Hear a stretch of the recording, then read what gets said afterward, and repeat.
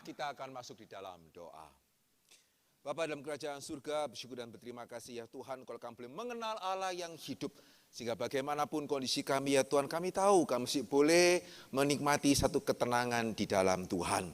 Ya Tuhan, dan biarlah pada waktu kami mau merenungkan firman-Mu sebentar ini, biar Tuhan boleh menyatakan apa yang menjadi kehendak Tuhan kepada setiap kami ya Tuhan. Sehingga ketenangan kami di dalam Tuhan boleh dibangun di atas suatu dasar yang benar. Dan bukan cuma sekedar di atas dasar perasaan kami.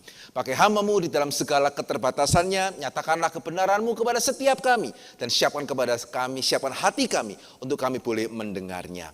Terima kasih Bapa di dalam kerajaan surga. Di dalam nama Yesus kami berdoa dan kami bersyukur. Amin. Baik, puji Tuhan saudara, kita akan mengakhiri eksposisi kita berkenaan dengan 2 Petrus pasal yang ketiga yang berbicara mengenai hari Tuhan. Ya, mari kita sekali lagi melihat dari 2 Petrus pasal yang ketiga, ayatnya yang ke-11 hingga ayatnya yang ke-13. 2 Petrus pasal yang ketiga, ayat yang ke-11 hingga ayatnya yang ke-13 yang berbunyi demikian. Jadi, jika segala sesuatu ini akan hancur secara sedemikian, betapa suci dan salehnya kamu harus hidup. Yaitu kamu yang menantikan dan mempercepat kedatangan hari Allah. Pada hari itu, langit akan binasa di dalam api dan unsur-unsur dunia akan hancur karena nyalanya. Tetapi sesuai dengan janjinya, kita menantikan langit yang baru dan bumi yang baru di mana terdapat kebenaran. Ya saudara dikasih oleh Tuhan, pada kesempatan sebelumnya kita melihat bersama-sama bahwa hari Tuhan itu akan datang. Dan pada waktu hari Tuhan itu datang, kita juga boleh melihat bersama-sama ya, sudah melihat bersama-sama apa saja yang akan terjadi. Ya dikatakan langit akan lenyap dengan gemuruh yang dahsyat, unsur-unsur dunia akan hangus di dalam nyala api, dan kemudian segala yang di atasnya itu akan lenyap, itu akan tersingkap. Nah saudara, bagi setiap kita yang mungkin merasa ini suatu gambaran yang terlalu muluk, begitu ya, suatu gambaran yang terlalu berlebihan sehingga susah dipercaya, saya percaya itu hanya menunjukkan bahwa kita belum pernah mengalami sendiri apa yang namanya bencana alam. Amin. Begitu ya, ada di antara kita yang merasa, wah apa itu ya, langit akan lenyap dengan gemuruhnya, unsur dunia akan hangus di dalam nyala api. Sepertinya itu terlalu ajaib, ya sepertinya itu terlalu asing bagi setiap kita. Saya percaya saudara yang pernah mengalami bencana alam, apalagi bencana alam dalam skala yang besar begitu ya, saudara akan merasa ini gambaran yang tidak berlebihan. Betul ya? Saya pernah bertemu dengan mereka yang mengalami sendiri, orang Aceh begitu ya. Dan saudara mestinya tidak ada yang tahu apa yang pernah terjadi di Aceh begitu ya. Sekian waktu yang lalu yang bagi kita mungkin berasa itu sudah sangat lama begitu ya. Tapi bagi orang yang mengalami sendiri pada waktu dia bercerita kepada saya, itu benar-benar bisa persis seperti pada waktu hal itu kejadian. Ya, begitu membekasnya dan begitu traumatisnya begitu ya, ketika air itu begitu tinggi dan menimpa kota Aceh karena tsunami. Ya, saya pernah ada pada waktu Jogja juga sekian waktu yang lalu ada gempa bumi begitu ya. Tidak lama kemudian setelah itu saya pas pelayanan di sana sehingga diajak untuk melihat kondisi kota ya, kondisi kejadian, dan itu menggentarkan sekali.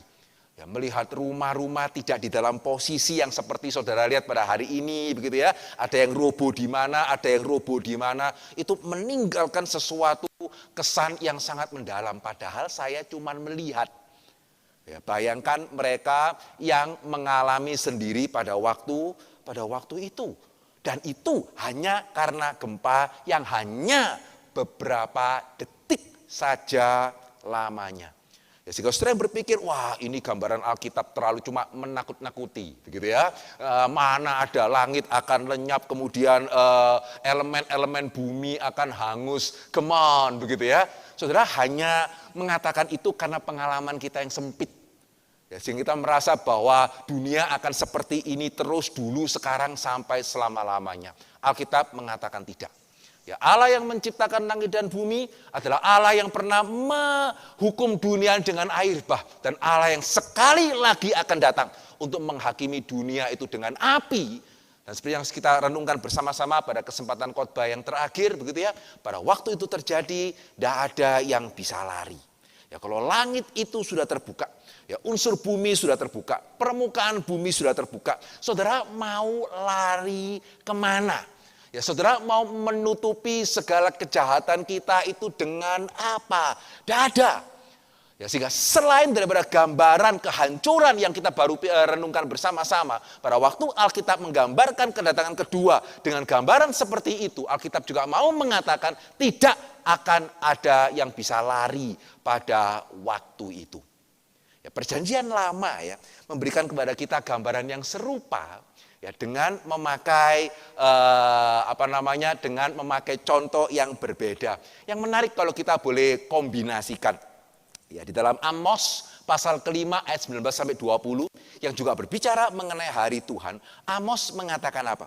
Amos mengatakan seperti seseorang yang lari terhadap singa, seekor beruang mendatangi dia.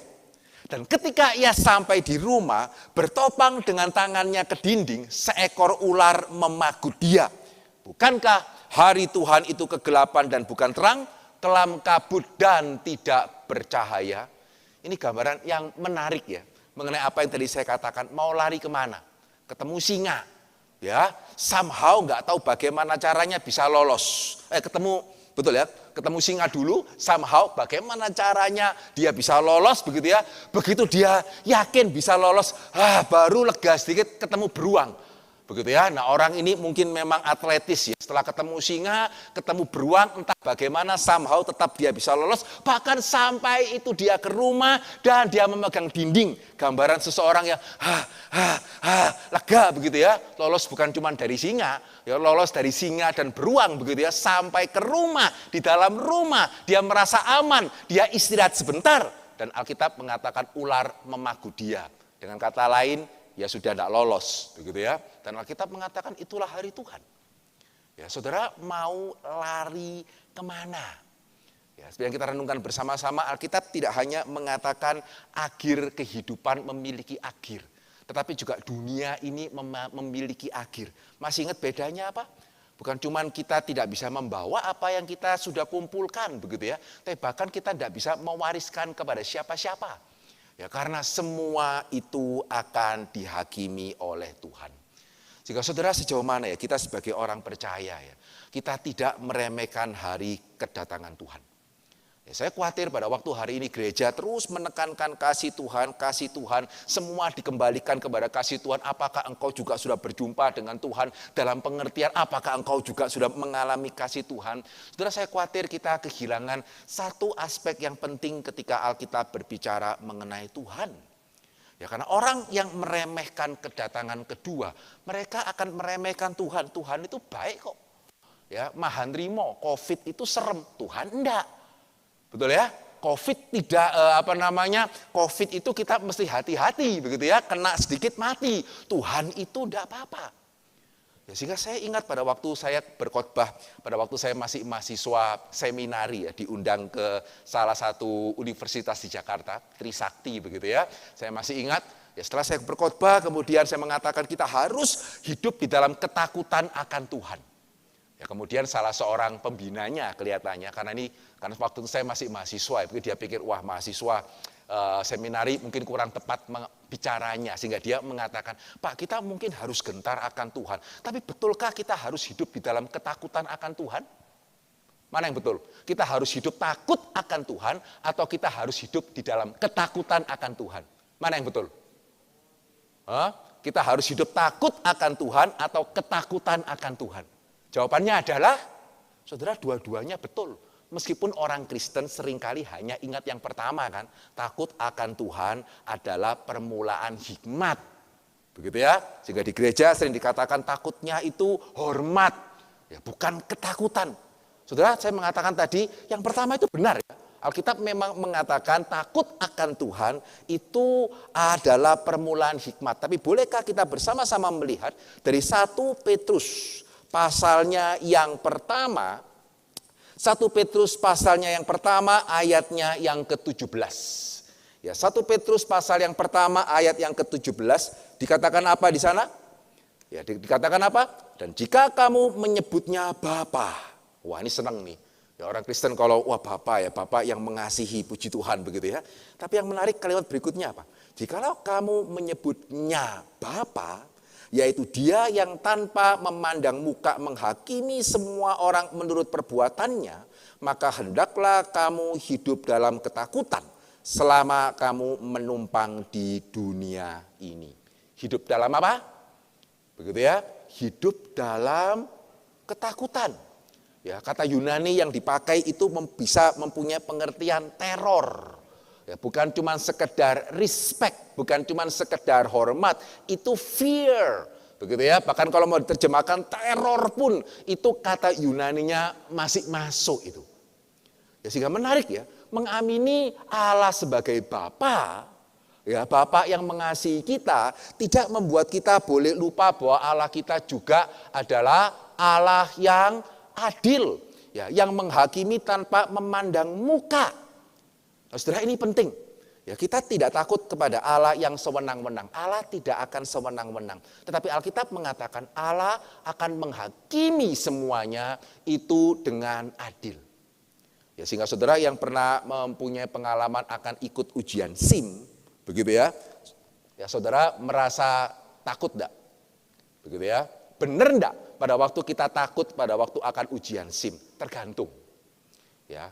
Ketakutan yang yang pertama, ya karena kita mungkin takut ya, saya sudah bisa lolos, ya saya sudah bisa lulus, tapi mungkin karena saya tidak mau memberi sesuatu, mungkin jangan-jangan ada oknum yang meskipun saya sudah lulus ujian tertulis, ya saya juga sudah lulus ujian praktek begitu ya, tetapi karena saya tidak mau memberi, waduh bisa enggak lulus ini. Ya. Tetapi juga ada yang kedua kan. Wah, bagaimana kalau saya enggak lolos ya karena memang saya enggak lolos. Begitu ya. Nah, saudara, ini dua hal yang kita perlu bedakan ya. Karena yang pertama itu berarti oknumnya sewenang-wenang. Yaitu membuat kita khawatir begitu ya. Kita merasa diri meskipun sudah persiapan dengan baik-baik begitu ya, maka ini bagaimana? Perlu cari jalan lain atau tidak? Ya, tetapi kalau dalam pengertian yang kedua begitu ya, ujiannya memang sudah benar, begitu ya, tidak akan dicari-cari dan saudara tidak lulus begitu ya. Ya saudara, ini adalah sesuatu suatu keadilan yang benar. Betul ya? Sehingga ketakutan itu adalah ketakutan yang benar yang membuat kita bukannya kemudian cari cara lain tapi membuat kita ya berusaha mempersiapkan diri dengan baik ya, sehingga jangan waktu isi ujian salah, juga jangan waktu nyetir mobil mau minta SIM atret aja tidak bisa. Begitu ya. Saudara, saya harus mengatakan Tuhan tidak akan yang pertama. Ya, Tuhan tidak akan sewenang-wenang sekedar supaya saudara kasih dia sesuatu. Ya, tapi Tuhan adalah Allah yang adil. Ya, sehingga karena itu kita harus gentar kepada Dia, dan kegentaran yang sejati itu penting. Ya, karena keselamatan tidak bisa dilepaskan dari pertobatan, dan pertobatan itu menuntut suatu kegentaran dan bahkan suatu ketakutan. Amin. Ya, hari ini pada waktu gereja tidak berbicara mengenai kedatangan Tuhan, oh Tuhan itu tidak perlu ditakuti kok, Dia Allah yang baik, kita cuman perlu dekat sama Dia. Saudara, akibatnya adalah betulkah kita memberitakan pertobatan yang sejati? Karena betulkah ada pertobatan yang sejati hanya dengan penyesalan tanpa ketakutan? Betulkah? Ya, seringkali kita melihat dalam dunia nyata ya penyesalan itu tidak cukup. Ya, saya pernah kenal salah seorang jemaat yang dia suka dengan sejenisnya, begitu ya, dan berhubungan dengan sejenisnya yang dia tahu itu salah. Ya, setiap kali melakukan dia menyesal, tetapi dia melakukan lagi. Ya, sehingga pada waktu kita bicara dia bilang, tidak bisa loh. Ya, saya tahu itu salah, tapi tidak bisa. Sampai satu hari dia telepon saya, Pak, kelihatannya saya kok kena. Tahu ya, ya kalau dengan sesama itu kira-kira maksudnya kena itu kena apa, begitu ya? Dia mengatakan saya ini kelihatannya kok positif, bukan COVID, begitu ya? Saya ini kok kelihatannya positif HIV, ya saya kok kelihatannya positif AIDS, begitu ya? Nah, saudara, puji Tuhan ya, terakhirnya negatif. Tapi satu hal yang menarik yang saya perhatikan adalah pada waktu dia kemudian ada kemungkinan besar kecenderungan positif. Heran loh, habis itu kok bisa langsung tidak melakukan ya? Nangkep maksudnya ya? Ya, sebelumnya itu mau dikonseling berkali-kali, dia juga sudah ngomong, saya ini menyesal, saya tahu itu salah, Tuhan tidak berkenan, tapi bagaimana Pak? Ya karena saya seringkali dideketi, karena orang-orang itu biasanya tahu itu mana mana yang sama dengan mereka, begitu ya, sehingga dia jatuh lagi, gak bisa, bukannya saya gak mau, tapi heran loh, begitu dia tahu ya, ada kemungkinan itu positif, kok langsung bisa ya? Ya itu kekuatan dari mana ya? Begitu ya? Ya sama, ya ayah saya juga dulu disuruh berhenti rokok, waduh tidak bisa sungguhan.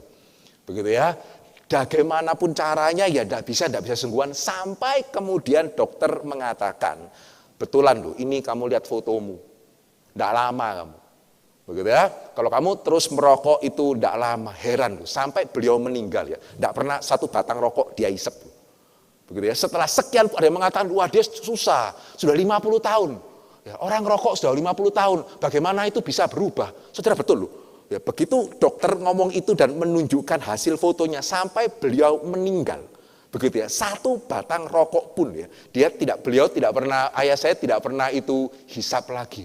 Kenapa? Bukan cuma sekedar menyesal, sadar bahwa ternyata ini ada dampaknya.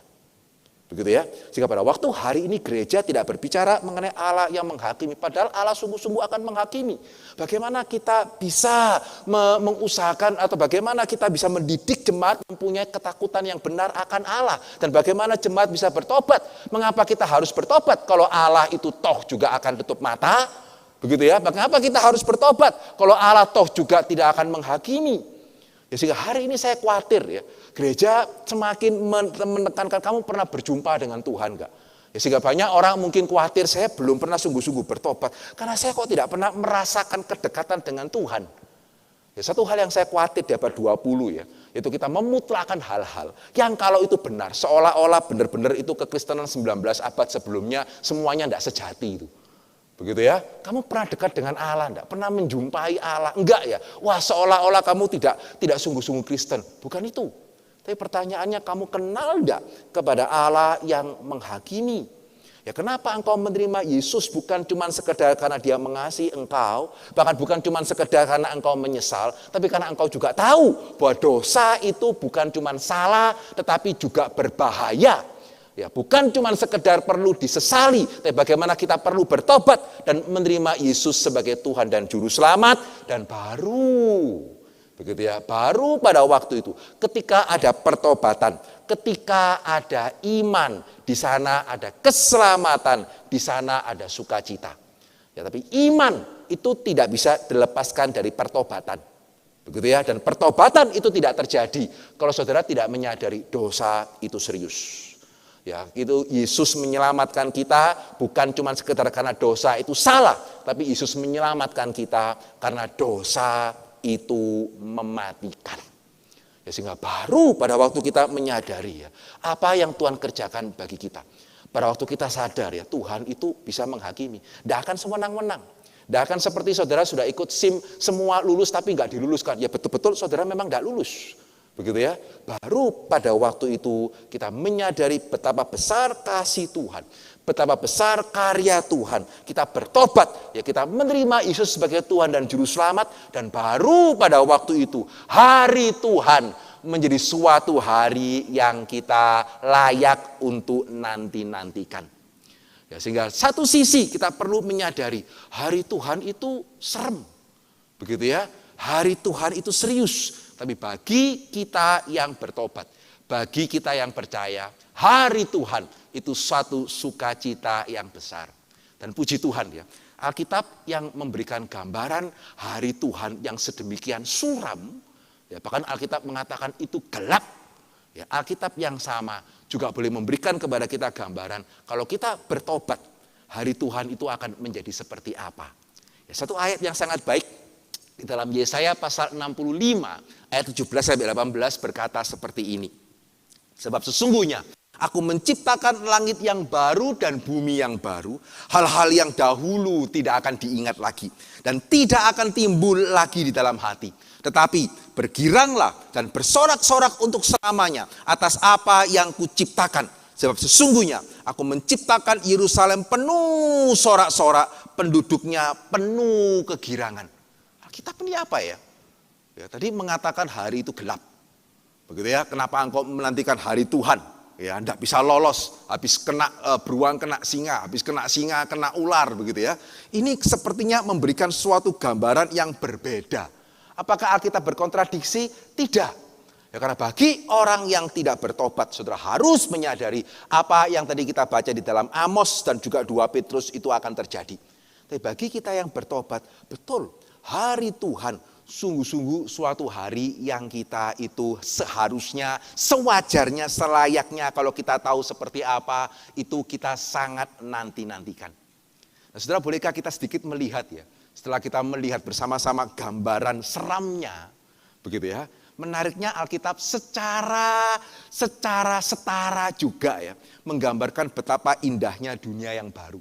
Dikatakan apa tadi? Apa yang akan terjadi pada hari Tuhan? Yang pertama, segala sesuatunya baru. Langit baru, bumi baru.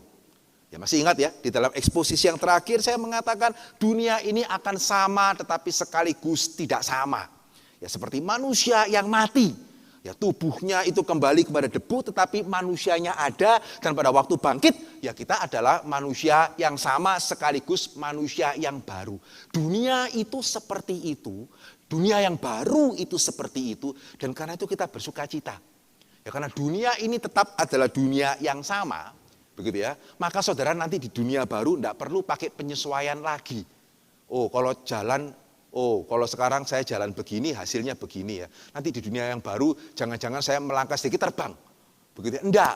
Ya, enggak seperti orang yang mau ke bulan, ya karena itu satu lingkungan yang berbeda. Ya, maka sebelum mereka ke bulan, begitu ya, mereka perlu persiapan panjang karena satu langkah di bumi sama satu langkah di bulan itu efeknya beda. Begitu ya, air di bumi dengan air di bulan kalau dituang itu hasilnya juga beda karena hukum gravitasinya beda, begitu ya. Udaranya juga beda, begitu ya. Saudara puji Tuhan, enggak. Ya, nanti di langit dan bumi yang baru, saudara enggak perlu penyesuaian lagi. Oh ternyata ini benda padat ya. Kalau sekarang di dunia sekarang saya lepas ini jatuh. Oh di dunia yang baru jangan-jangan saya lepas ini mesti naik ini. Sehingga kalau saya mau turunkan saya mesti pakai cara lain. Karena cara operasionalnya beda. Tidak. Ya dunia itu ya seperti hari ini saudara hidup. Ya saudara tidak perlu penyesuaian lagi begitu ya. Ketika langit yang baru dan bumi yang baru itu hadir. Tapi di sisi yang lain dikatakan itu baru. Ya, gambaran yang saya bisa berikan adalah sesuatu yang masih grass. Begitu ya, sesuatu yang masih baru, masih shiny. Begitu ya, baru keluar dari tokonya, begitu ya, so fresh, ya so new. Ya, ada sesuatu hal yang beda ya dengan barang yang baru. Amin. Ya, meskipun jangan langsung memikirkan barang baru kemana-mana dulu, begitu ya. Tapi memang ada sesuatu yang beda ya. Pada waktu saudara menerima satu paket, ada pada waktu saudara membeli banyak barang itu kan sebetulnya kalau saudara bisa cari yang bekas, ya kan kadang-kadang itu cacat sedikit harga kan kurang banyak. Ya, tetapi ya kalau memungkinkan kita ingin sesuatu hal yang baru, amin. Ya, yang tidak amin boleh tukar yang baru sama punya saya yang bekas, begitu ya. Kita langsung amin ya, saudara langsung mengerti apa yang saya maksudkan kan. Ada sesuatu yang beda ya, ketika kita menerima sesuatu hal yang baru. Yang bukan bekas, ya bukan pernah dipakai oleh orang lain, tapi dari pertama kita yang buka, begitu ya, dari pertama kita yang pakai. Saudara itu gambaran yang Alkitab berikan ya. Nanti bukan cuma saudara akan menerima satu benda yang baru atau satu hal yang baru, saudara akan melihat langit dan bumi yang baru. Dan saudara boleh percaya itu pasti bagus loh. Ya langit dan bumi ini sudah sekian belas ribu tahun aja masih masih bagus kok, amin, begitu ya. Meskipun harusnya kalau sekian belas ribu tahun itu ya debuan di mana-mana, begitu ya. Tapi saudara masih ingin liburan kan, betul ya? Ya berarti dunia berdosa ini ya, setelah sekian belas ribu tahun itu masih begitu bahasa Jawanya ngangeni. Saya bisa bayangkan kalau langit dan bumi yang baru, ya betapa fresh, begitu ya, betapa indah, betapa luar biasa. Sehingga Alkitab mengatakan yang kedua, menarik ya. Bukan Alkitab mengatakan akan ada damai, akan ada sukacita. Enggak ya.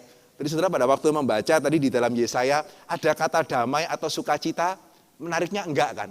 Dikatakan apa tadi? Akan ada sorak-sorai, akan ada kegirangan. Betul ya? Ya, hari ini saya khawatir yang membuat orang Kristen itu kurang pingin ke surga ya karena bayangannya surga itu damai.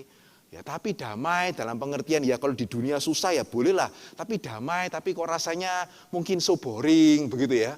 Tapi yang menarik Alkitab mengatakan heran ya. Bukan penuh damai, bukan penuh sukacita. Tapi penuh kegirangan dan sorak-sorai. Nah sekali lagi jelas saya tidak ingin mengatakan bukan bermaksud mengatakan tidak ada damai atau tidak ada sukacita. Tapi apa bedanya ya damai sukacita dengan sorak-sorai dan kegirangan. Apa bedanya? Begitu ya. Apa bedanya damai sukacita dengan sorak-sorai dan kegirangan? Bedanya adalah sorak-sorai dan sukacita saudara mengalaminya bersama-sama.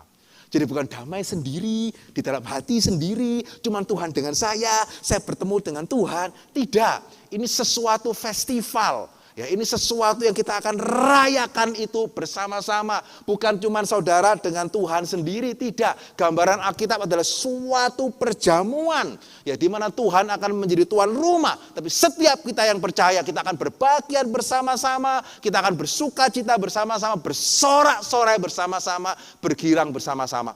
Sehingga sampai Alkitab mengatakan, kamu tidak akan kepikir lah. Waduh, kalau Tuhan sekarang datang sekarang eman ya, PS5 ini baru muncul ya, gamenya memang keren-keren sih ya, begitu ya. Sehingga kalau Tuhan datang sekarang eman ya, begitu ya. Waduh, saya belum sempat ke sini atau ke sana. Waduh, saya belum sempat nimang cucu atau bahkan saya belum sempat menikah ini, begitu ya. Kalau Tuhan datang sekarang bagaimana? Alkitab mengatakan, saudara bahkan tidak akan ingat, begitu ya. Saudara tidak akan ingat hal-hal yang dahulu bukan karena saudara amnesia.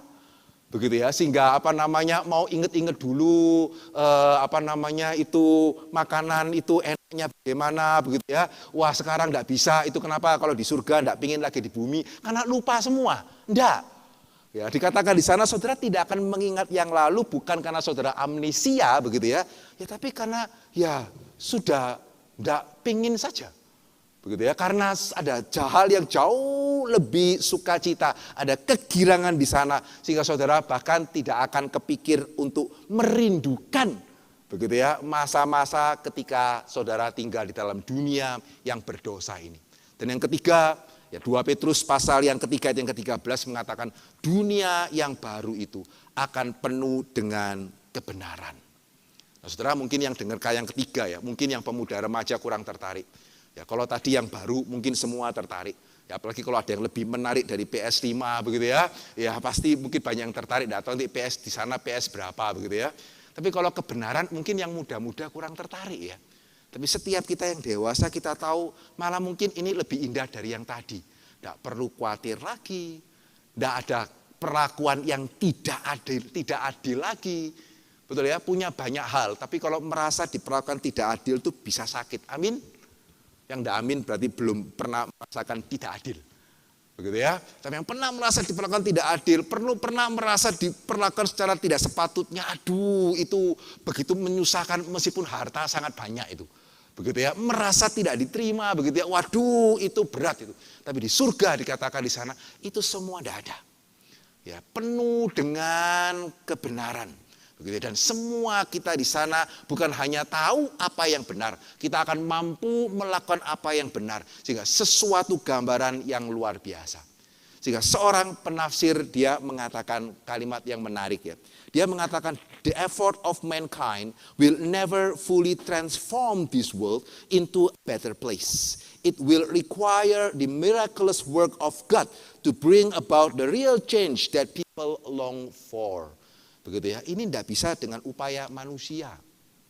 Ya, saya masih ingat sekian waktu yang lalu, ya ketika orang modern mulai menemukan akal ini yang paling penting. Ya, tidak perlu agama. Ya, imagine, bayangkan, begitu ya, John Lennon ya, begitu ya, satu dunia without religion. Begitu ya, wah pasti ini damai ya ketika pendidikan sudah begitu tinggi, begitu ya, ketika semua sudah berpendidikan, begitu ya, maka dunia akan menjadi dunia yang baik. Itu namanya utopia. Begitu ya, kita merindukan satu dunia yang terbentuk dengan baik. Kalau semuanya pinter-pinter, maka bumi ini akan bisa digawe dengan baik. Tidak ada orang miskin, tidak ada perang, karena semua pinter-pinter. Yang perang itu yang bodoh-bodoh, begitu ya. Saudara tahu apa yang terjadi? Ya, karena itu nggak perlu agama, pendidikan, moral, etika, begitu ya. Itu yang perlu ditekankan. Yang terjadi adalah perang dunia pertama. Ya, kemudian terjadi perang dunia kedua, dan sekarang terjadi COVID, begitu ya, tidak bisa. Ya, sehingga Gary Smith mengatakan upaya manusia ya, itu tidak akan bisa mentransformasi dunia ini menjadi a better place, menjadi tempat yang lebih baik. Ya, sebelum ada universitas ada pandemi, setelah ada universitas juga ada pandemi. Begitu ya, pada waktu rata-rata orang itu tidak bisa membaca, ada orang jahat. Pada waktu sekarang semua orang bisa membaca atau mayoritas bisa membaca, ya tetap ada orang jahat. Ya, tidak bisa dengan kekuatan sendiri, tapi dengan the miraculous work of God. Ya, untuk mendatangkan suatu perubahan yang manusia itu rindukan. Ya, sehingga bagaimana sikap orang Kristen? Ya, berkenaan dengan kedatangan yang kedua. Sekali lagi, biarlah kita tidak meremehkan. Begitu ya. Biarlah kita tidak merasa itu terlalu tidak masuk akal dan tidak akan terjadi kok. Ya, biarlah kita tidak meremehkan. Tapi bolehkah kita menantikan? Begitu ya. Bolehkah kita menantikan? Dan bahkan di sini kita mulai masuk ke dalam tema kita yang menarik. Alkitab mengatakan, engkau bukan cuma perlu menantikan. Engkau bisa mempercepat. Begitu ya. Orang percaya bahkan bisa mempercepat hari kedatangan. Wah, ini sesuatu hal yang seingat saya ya, selama saya menjadi orang Kristen belum pernah sungguh-sungguh kita renungkan baik-baik. Orang Kristen bisa mempercepat kedatangan Yesus. Serius. Begitu ya. Bagaimana caranya? Apakah itu mungkin? Ya, tidakkah itu membuat Allah seolah-olah bergantung kepada manusia? Bayangkan loh, ya, saudara bisa mempercepat kedatangan Yesus. Pernah dengar hal ini dikhotbahkan? Begitu ya? Ada yang pernah sungguh-sungguh merenungkan? Begitu ya? Atau cuma sekedar membaca kemudian sambil lalu? Ya, karena ini bukan perkataan saya. Ya, ini yang firman Tuhan katakan kan. 2 Petrus pasal yang ketiga ayat yang ke-12, yaitu kamu yang menantikan. Wah, kalau menantikan ini saya meskipun belum merenungkan, ya saya tahulah. Ya, meskipun gereja jarang mengkhotbahkan kedatangan kedua, tapi ya saya tahu Yesus akan datang. Tapi menarik, Alkitab mengatakan apa? 2 Petrus 3:12, kamu yang menantikan dan mempercepat kedatangan hari Allah. Ya, kalau tidak ada di Alkitab dan saya mengatakan itu, saudara mesti minta gembala yang baru. Begitu ya, apa ini? Mana bisa kita mempercepat hari Tuhan? Tapi izinkan saya mengatakan, loh ya ini kalimatnya ini. Ya, saudara mau rubah bagaimanapun, saudara mau pakai terjemahan apapun, begitu ya. Saudara mau lihat di dalam teks Yunaninya sekalipun, ya memang ini. Gitu ya. Ya artinya terjemahan yang benarnya adalah bukan cuma kamu yang menantikan, tetapi kamu yang mempercepat kedatangan hari Allah. Saudara, apakah itu bisa ya? Ya, apakah itu tidak membuat kita Tuhan seolah-olah bergantung kepada kita? Pasti bukan ya. Karena Alkitab tidak mengatakan kita menentukan kedatangan. Ya, kita mempercepat. Ya, mempercepat itu tidak berarti kita menentukan kedatangan kedua. Jadi jangan berpikir, wah kalau gitu saya masih betah di dunia ini. Saya tidak bertobat aja deh, biar Yesus tidak jadi datang. Enggak. Ya, mempercepat berarti saudara bertobat, tidak bertobat, Yesus akan datang. Karena bukan saudara yang menentukan. Ingat ya, Allah Alkitab tidak pernah memberikan kartu terakhirnya kepada kita. Ya, dia selalu memegang kartu yang terakhir. Tapi di sisi yang lain, kita melihat Allah itu konsisten. Ya, Allah menciptakan manusia seturut dengan gambar dan rupanya. Sehingga keputusan manusia itu berharga, itu dihargai, sekaligus itu beresiko. Nah itu namanya konsisten. Ya, sehingga pada waktu fokus yang sebelumnya, sesuatu hal yang menarik adalah begitu banyak yang bertanya, ya, kok manusia bisa jatuh ke dalam dosa? Ya, seolah-olah kan Allah berdaulat. Orang reform kan percaya Allah berdaulat, betul. Tapi keputusan manusia itu matter. Your decision itu matter. Keputusan manusia itu sungguh-sungguh, keputusan manusia itu konkret dan harus dipertanggungjawabkan. Ya karena manusia itu bukan robot. Ya kita bisa memilih untuk untuk melanggar perintah Tuhan. Adam dan Hawa bisa memilih untuk memakan buah itu, padahal seharusnya mereka juga bisa untuk tidak memakan. Ya karena ya mereka manusia, dan justru karena mereka manusia, ketika mereka makan buah itu, ya mereka harus menanggung konsekuensinya. Ya karena mereka manusia. Kita bersyukur ya, Tuhan kita Tuhan yang konsisten. Sehingga sekali lagi, tidak perlu takut kayak tadi ya. Saya sudah belajar baik-baik, lulus semua, kok nggak diluluskan. Tidak akan terjadi. Ya, Tuhan kita bukan Tuhan yang sewenang-wenang. Tuhan kita adalah Tuhan yang konsisten. Ya, satu kali lagi, karena Dia adalah Tuhan, kartu terakhir di dalam tangannya Dia. Tapi bukan berarti saudara boneka, bukan berarti keputusan manusia tidak penting, bukan berarti keputusan orang Kristen itu tidak penting. Sehingga mengamini bahwa Allah berdaulat tidak berarti ya kita tidak bisa mengamini bahwa Adam dan Hawa itu bisa berdosa. Begitu ya, tanpa harus Allah yang memprogram mereka untuk berdosa. Demikian pula, mengamini bahwa Allah berdaulat, kedatangan kedua berada di dalam tangan Tuhan, bukan berarti kemudian kita menganggap ini ayat kok ganjil sekali, aneh sekali, kita bisa mempercepat kedatangan kedua, bisa.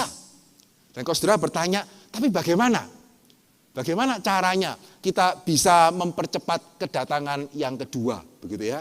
Saudara, kalau saudara mau tahu jawabannya, nah kembali ya, kita harus melihat kepada perjanjian lama. Sekali lagi, Allah itu konsisten.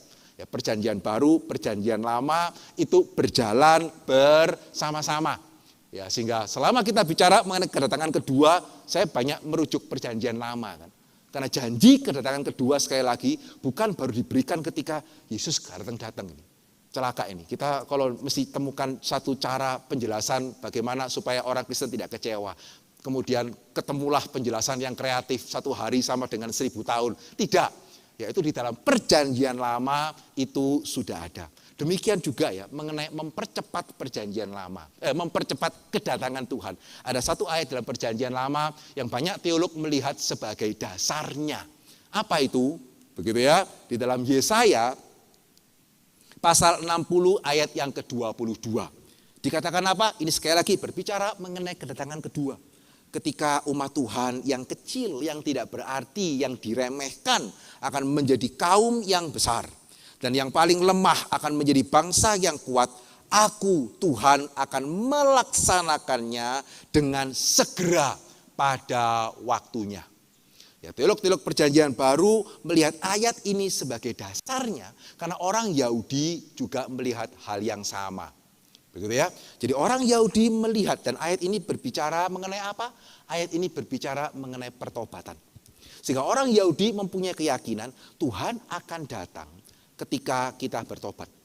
Bahkan ada tulisan rabi yang mengatakan kalau saja satu hari ini ya, orang Israel bisa sama sekali tidak berdosa, hari ini Tuhan akan datang. Ya, jadi kalau hari ini bisa ada pertobatan di antara semua orang Israel.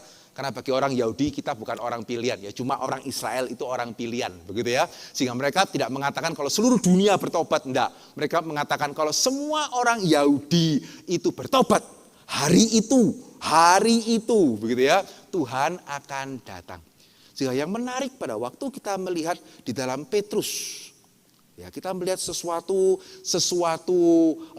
pengajaran yang sama. Petrus yang mengatakan kita mempercepat hari Tuhan. Petrus yang sama juga mengatakan apa? Kalau engkau tahu Allah akan seperti itu, hiduplah dengan benar. Ya kalau engkau tahu dunia akan hancur seperti itu, hiduplah dengan sungguh-sungguh. Ya betapa salehnya engkau harus hidup. Dan 2 Petrus pasal 3 yang ke-13 juga mengatakan hari itu akan penuh dengan kebenaran. Sehingga saudara mau tahu ya bagaimana cara orang Kristen bisa mempercepat kedatangan kedua. Di sini kita harus melihat jawaban yang firman Tuhan berikan secara konsisten dari PL sampai PB. Ya, yang mengatakan apa? Orang percaya bisa mempercepat kedatangan hari Tuhan ketika kita belajar hidup benar di dalam kesungguhan di hadapan Tuhan, firman Tuhan. Ya, sehingga pada waktu orang Kristen hidup dengan benar, ternyata luar biasa ya. Bukan cuma sekedar karena kita takut akan Tuhan. Tapi kenapa kita hidup dengan benar? Ya karena firman Tuhan mengatakan apa yang tadi saudara dengar. Begitu ya, saudara tidak akan hanya dengar, itu akan datang dan akan datang dengan segera ketika orang Kristen itu hidup dengan benar. Sehingga sekali lagi kembali kepada hal yang pertama. Ya, kenapa dunia ingin kita tidak memikirkan mengenai kedatangan kedua? Ya karena dunia ingin kita hidup tidak benar dan kelihatannya terbukti mujarab. Begitu ya. Sehingga pada waktu kita mengerti kedatangan kedua, itu bukan cuma sekedar membuat kita diawang-awang, tapi mengajak kita, bagaimana hidupmu? Ya, saudara yang bekerja, bagaimana pekerjaanmu? Saudara sudah bekerja dengan baik? Sudah sungguh-sungguh? Begitu ya, atau saudara merasa curang-curang juga tidak apa-apa? Ya, saudara sebagai orang tua, apakah sudah menjadi orang tua yang takut akan Tuhan, suami istri yang takut akan Tuhan? Saudara yang anak-anak, apakah juga sudah menjadi anak-anak pemuda remaja yang takut akan Tuhan? Atau saudara merasa mamamu tidak berdaya terhadap engkau? Ya, saudara merasa papamu tidak bisa apa-apa kepada engkau sehingga engkau berkuasa mengatakan kalimat apapun, mengata-ngatai apapun dan mereka tidak membalas. Bertobatlah sebelum terlambat. Ya karena hari Tuhan itu akan datang. Dan hari Tuhan itu akan meminta pertanggungjawaban dari setiap kita. Tapi puji Tuhan, pada waktu kita hidup dalam takut akan Tuhan, ternyata itu bukan ketakutan yang mematikan, tapi ketakutan yang membuat kita bisa menantikan dan bahkan bisa mempercepat hari kedatangan Tuhan. Sehingga mari sekali lagi, kita sebagai orang Kristen, kita tidak meremehkan hari kedatangan Tuhan. Kita boleh menantikan hari Tuhan. Kita boleh mempercepat hari Tuhan. Dengan apa? Dengan mari kita bersama-sama melihat, menilai bagaimana kita hidup di hadapan Tuhan. Amin. Mari kita berdoa. Bapa di dalam kerajaan surga, kami bersyukur dan berterima kasih sekali lagi ya Tuhan, untuk apa yang boleh kami renungkan bersama-sama pada kesempatan pagi hari ini. Ampunilah kami kalau seringkali kami merindukan kasih-Mu ya Tuhan. Tetapi kami tidak takut akan Tuhan. Merasa Engkau tidak akan melihat semua pelanggaran kami. Ampunilah kami.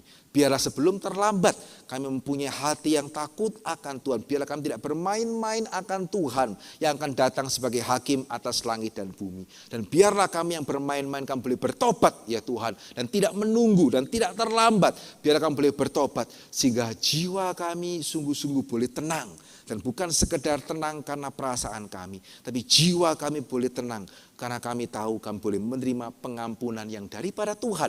Dan karena itu kami boleh menantikan hari Tuhan. Biarlah kesadaran akan kedatangan Kristus boleh senantiasa tinggal dalam hati kami. Dan biarlah kesadaran itu boleh menguatkan kami. Kami yang hari ini sedang di dalam pergumulan sakit penyakit. Kami yang hari ini sedang berada dalam pergumulan duka cita. Kami yang hari ini sedang berada dalam pergumulan ekonomi ya Tuhan. Biarlah kesadaran akan hari Tuhan boleh nyata di dalam hidup kami. Kami yang hari ini merasa diperlakukan tidak adil. Kami yang hari ini merasa tidak diperlakukan dengan seharusnya. Biarlah sekali lagi ya Tuhan, kesadaran akan hari Tuhan boleh menjadi kekuatan bagi setiap kami. Dan biarlah kami boleh meletakkan pengharapan kami kepada Tuhan dan kepada Tuhan saja. Terima kasih Bapa dalam kerajaan surga. Dalam nama Yesus kami berdoa dan kami bersyukur. Amin.